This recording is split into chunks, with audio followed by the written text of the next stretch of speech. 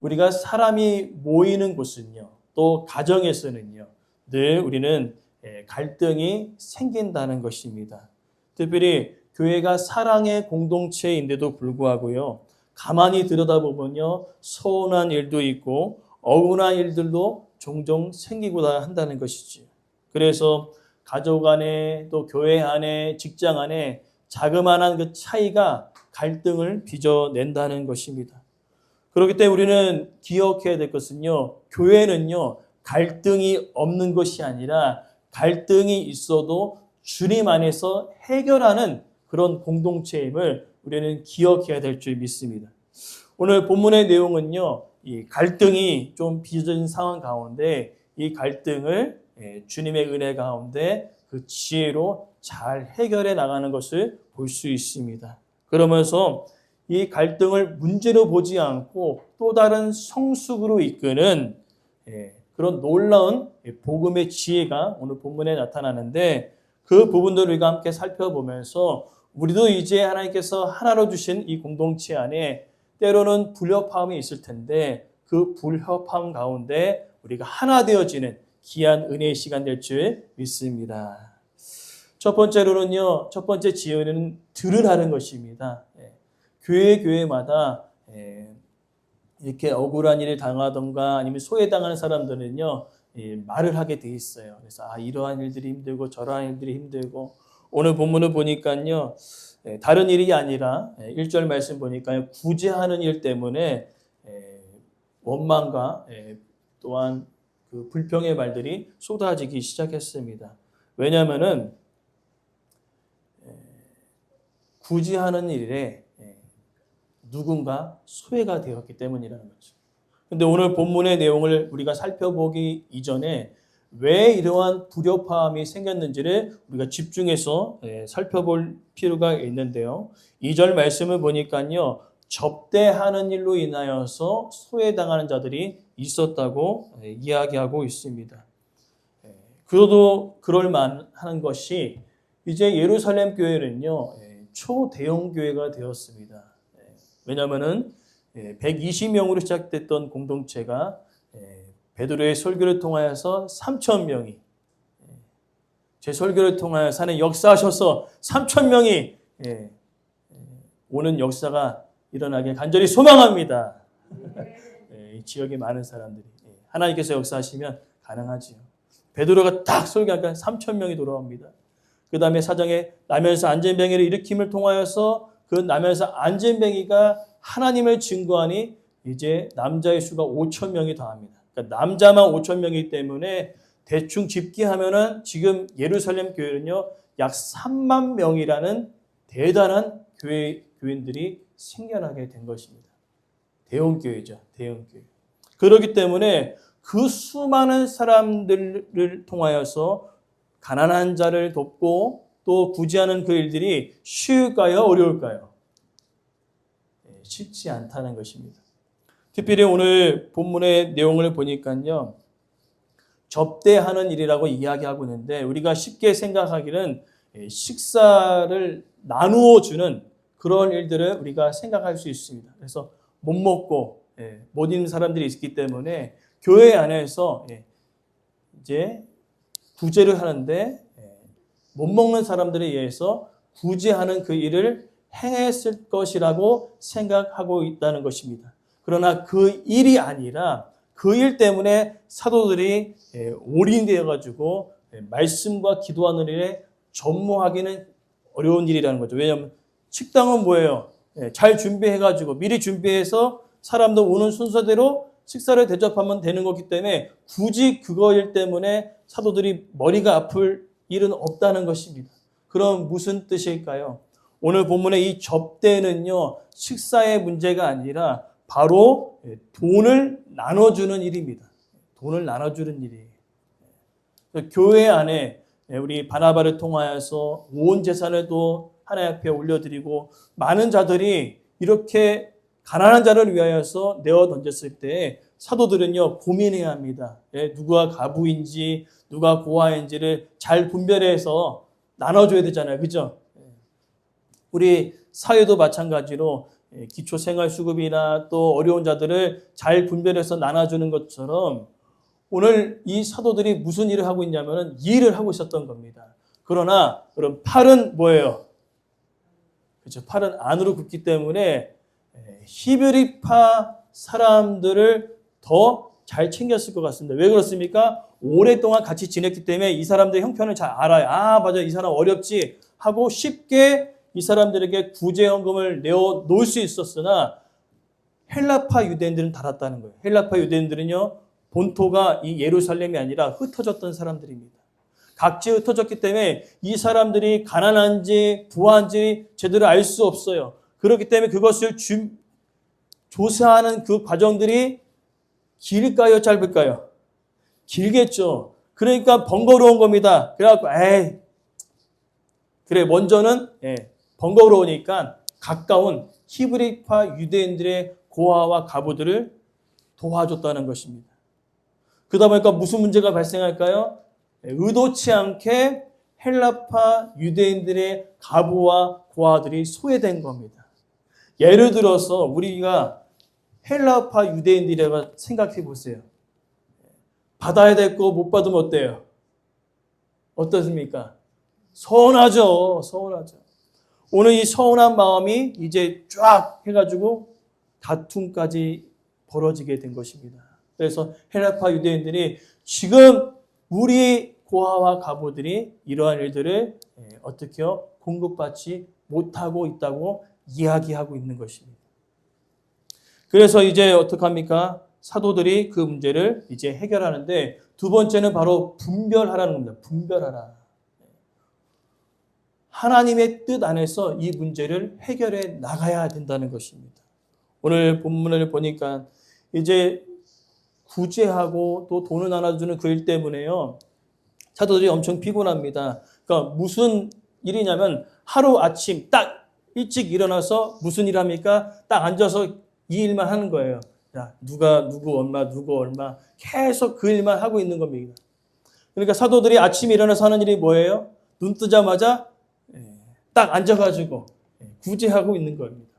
누구에게 얼마. 그러니까 머리가 터질 지경입니다. 그렇기 때문에 분별했습니다. 그래서 오늘 본문을 보니까 모든 제자를 불렀다고 얘기하고 있습니다. 모든 제자를 불렀다는 것은 뭐냐면 예수 그리스도를 주인으로 섬기며 정말로 믿음과 성령이 충만한 자들을 다 불러 모았습니다. 이 문제는 사도들로 하여금만 해결될 문제가 아니라 모두 다 고민하고 모두 다 기도할 문제거든요.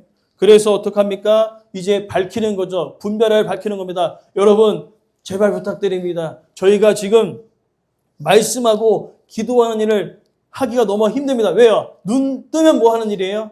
돈 나눠주는 일이에요. 얼마나 힘들겠습니까? 말씀과 기도를 전무해야 되는데 지금 뭐가 바뀐 겁니까? 구제하는 일로 바뀐 겁니다. 그러니까 여러분 중요한 일은 뭐냐면 교회가 구제하고 선교하는 일 필요하죠. 그러나 가장 앞서야 될 것은 뭐냐면은 교회는요 예수 그리스도의 이름이 선포되어지는 곳입니다. 교회는요 하나님의 말씀이 항상 우선순위에 두어야지만이 건강한 교회가 될 수 있다는 것이. 사도들은 분별했습니다. 야 이렇게 되다가는 안 되겠다. 지금 많은 무리들이 하나 되었는데 제일 중요한 그들이 영적으로 성장하기 위해서 뭐가 필요합니까? 돈이 필요한가요? 구제가 필요합니까? 아닙니다. 그들이 그리스도 안에서 하나 되어지고 성장하기 위해서는요 말씀과 기도가 필요했다는 것입니다. 그래서 모든 사람 앞에서 공포합니다. 저 사실은요 아침부터 돈 나눠주기에 바쁘어서 기도하고 말씀 전하는 일에 전무하지 못하였습니다.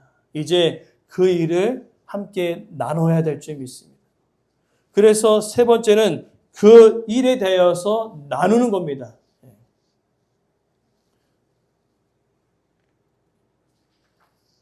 그러면서 나누는데 그냥 뽑지 않습니다. 오늘 조건이 있었어요. 오늘 본문에 보니까요. 성령과 지혜가 충만하여 칭찬받는 사람들이었다는 겁니다. 왜 7명인가 숫자에 상관하지 마시고 제일 중요한 건 뭐냐면 그 일에 적당한 숫자였다는 거예요. 그리고 한 명이 독자적으로 나가는 것이 아니라 7명이 팀을 이루어서 그 일을 감당하게 했다는 것이죠. 특별히 오늘 우리가 기억해야 될 것은요, 계급이 아니라 역할로 인하여서 교회가 나눠졌다는 겁니다. 그러니까 교회의 목사라는 직분이 있고 장로, 권사, 집사, 평신도가 있습니다. 그것을 완전히 사회처럼 위계 질서가 있다는 뜻이 아니에요. 초대교회는요. 목사 밑에 장로, 장로 밑에 권사, 권사 밑에 집사, 집사 밑에 평신도, 그것이 아니라 역할에 따라 교회는 어떻게요? 나눠진 것입니다. 말씀을 전하는 일은 목사, 그 다음에 또 구제하고 선교하는 그 모든 일들은 성도들이 십시일반하여서 그 일들을 감당할 수 있도록 역할에 따라 분배했다는 것이 중요하다는 것이지.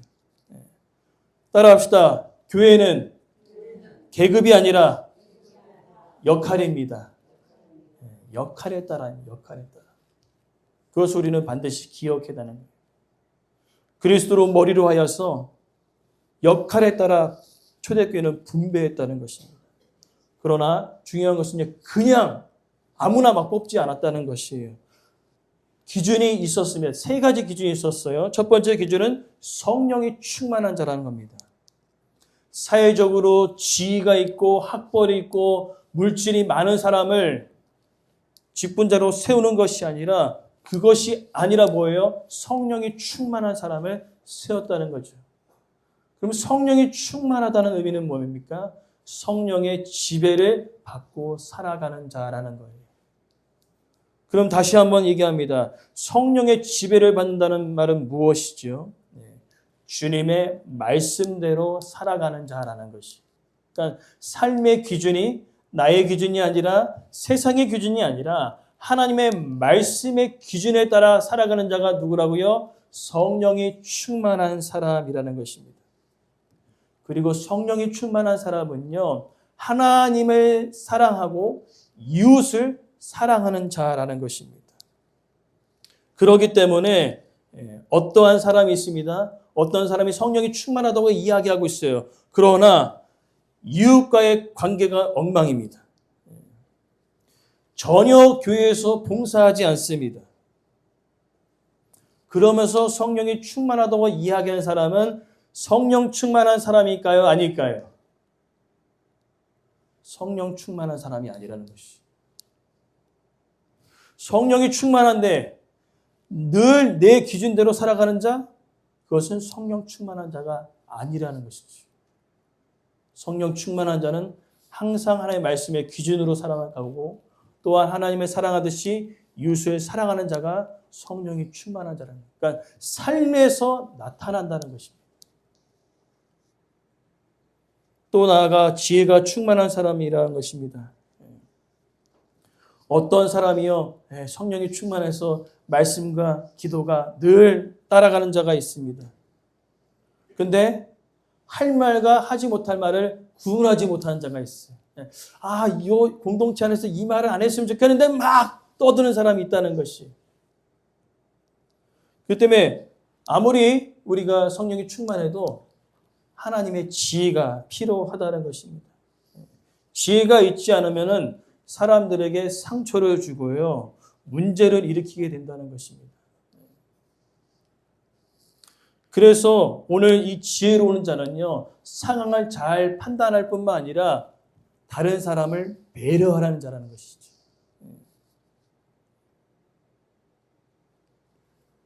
그리고 많은 사람들의 말을 잘 경청할 수 있는 자가 바로 지혜로운 자라는 것을 이야기한다는 것입니다. 그러니까 관계 속에서 다툼과 분란을 일으키는 것이 아니라 오히려 다툼과 분란이 있는 곳에 하나 되게 하는 자가 바로 지혜로운 자라는 것이죠. 그리고 3번째가 참으로 중요한데 칭찬받는 사람이라는 거죠. 근데 여기서 칭찬받는 사람은요, 따라서 가족에게 인정받는 사람. 이게 왜 중요하냐면요, 우리가 다른 사람들 앞에서는요 되게 잘해요. 저도 그런 것들이 좀 부족하긴 한데 다른 곳에 되게 잘하는데 집안에 가면은 좀 이렇게 무너지는 경우들이 있어요. 왜 그럴까요? 편하니까. 근데 편할수록 더 서로를 어떻게 해요? 배려해야 되는데 우리 습성상 뭐예요? 편한 곳에 가면 뭐예요? 마음대로 하고 싶은 마음들이 생기는 겁니다. 그래서 그들이 성령이 충만하고 지혜로운 자를 축출한 뒤에 가장 중요한 것은 뭐냐면 그 사람이 가정에서 인정받느냐. 그것을 보았다는 것이에요. 가정에서 인정받는 사람은요, 다른 사람에게도 인정받는 사람이라는 것이죠. 오늘 그것들을 잘 분별해서 사람을 세우게 되어집니다. 그리고 마지막으로 이제 그들을 세우지 않습니까? 놀라운 사실은요, 지금 헬라파 유대인과 히브리파 유대인들의 약간의 불협화음이 있었죠. 근데 제자들은 어떤 사람들입니까? 히브리파 사람들이에요. 그러나 세워진 7명의 집사는요, 모두 다 헬라파 유대인들입니다. 이것을 통하여서 이 초대교회는 정말로 성숙한 교회임을 알 수 있어요. 저 같았으면요, 한 4대3 정도 양보했을 것 같아요. 히브리파 4, 헬라파 3. 근데 올인입니다. 헬라파 사람들에게 문제 있었기 때문에 헬라파 집사 7명을 선출하는 거예요. 정말로 성숙한 교회 아닙니까? 왜 그렇습니까? 모두 다 함께 기도하고 모두 다 성령에 충만하며 또한 누구보다 나를 주장하지 않고 서로 배려하는 마음, 그런 마음들이 교회 안에 있었다는 것이죠. 소망하는 것은 우리 교회에도 서로를 배려하고 서로를 위해 기도하는 그런 성령과 지혜가 충만한 칭찬받는 사람 한 사람 한 사람 되어지기를 간절히 소망합니다. 자, 그렇게 하고요. 마지막으로 기도로 마무리합니다. 6절 말씀에 이제 사도들이 7명을 다 세운 다음에 기도로 마무리하는 것이 있어요. 그러니까 모든 것이 우리가 하나님 앞에 인간이 세웠지만은 모든 것을 누구한테 맡기는 겁니까? 하나님의 주권과 섭리에 맡기는 기도를 통하여서 그들이 하나됨을 또 우리는 본문을 통하여서 알 수 있습니다. 공동체가 이제 이런 문제들이 해결되었어요. 갈등의 문제가 해결되었습니다. 근데 더 놀라운 사건은요, 7절 말씀이라는 거예요. 갈등의 문제가 있었는데 그 갈등의 문제를 통하여서 하나님의 지혜로 인하여 이것을 잘 풀어나갔더니 하나님께서는 7절 말씀에 말씀이 점점 왕성해질 수밖에 없죠. 왜? 사도들은 말씀과 기도에 전무하였고요. 이제 7명의 집사들이 아침에 일어나서 뭐 하는 거예요? 구제하는 그 일들을 감당했기 때문에 역할이 쫙 나눠졌기 때문에 말씀과 기도의 깊이가 더 깊어졌겠죠. 그 다음에 7명들은 더 지혜롭게 구제하는 일들을 감당했을 것입니다. 그런 일들을 통하여서 하나님은요, 그 교회가 더욱더 든든히 세워지는 놀라운 은혜를 허락하여 주셨다는 것입니다. 특별히 더 놀라운 사실은요, 초대교회의 이스라엘 백성들을 계속 기력했던 무리들이 있습니다. 바리새인과 제사장의 무리가 있는데 제사장의 무리도 이 도에 복종했다는 겁니다. 복음으로 그들로 하여금 하나 되게 하신 놀라운 일들을 하나님께서 베풀어 주셨다는 것입니다. 그래서 오늘 우리의 말씀을 통하여서 우리는 기억해야 합니다. 교회 안에는요, 갈등이 없는 것이 아닙니다. 갈등이 생길 수밖에 없어요. 그러나 갈등을 어떻게 풀어나가는가 중요하다는 것입니다. 어떻게 풀어나갑니까? 교회에서 말펀치가 센 사람, 교회에서 권세가 센 사람, 그 사람의 말로 인하여 교회가 움직이는 교회는요, 어떻게요? 건강한 교회가 될 수 없다는 거죠. 소외된 자들의 말을 들어주고 잘 기도하여 분별하여서 그 일들을 풀어나가는 것입니다. 나의 기준이 아니라 하나님의 말씀이 기준이 되어 그 문제를 풀어나가는 것이죠. 그리고 더 나아가 성령과 지혜가 충만하고 또한 사람에게 인정받는 뿐만 아니라 하나님께 인정받는 그 한 사람 한 사람이 교회 안에 세워질 때에 하나님께서 또 다른 믿는 자들을 붙여주시는 그 놀라운 복음의 역사가 우리의 삶 속에서 날마다 경험되어지기를 간절히 소망합니다. 그래서 오늘 말씀은 이렇게 정리할 수 있어요. 함께 따라합시다. 갈등이 와도 말씀과 기도 안에서 해결하라. 아멘. 갈등이 와도 말씀과 기도로 해결해 나가는 것입니다. 그리고 그 갈등 가운데 사도 바울은요, 우리에게 이렇게 말씀하십니다. 예수 그리스도 이름으로 너희를 구원하노니 그리스도 예수 안에서 같은 말, 같은 마음, 같은 뜻으로 온전히 하나가 되어라. 우리가 예수 그리스도를 머리로 하여서 우리 성도 한 분 한 분 저와 같이 함께 지어져가는 귀한 믿음의 교회, 또한 감사가 넘치는 교회 되어지기를 간절히 소망합니다.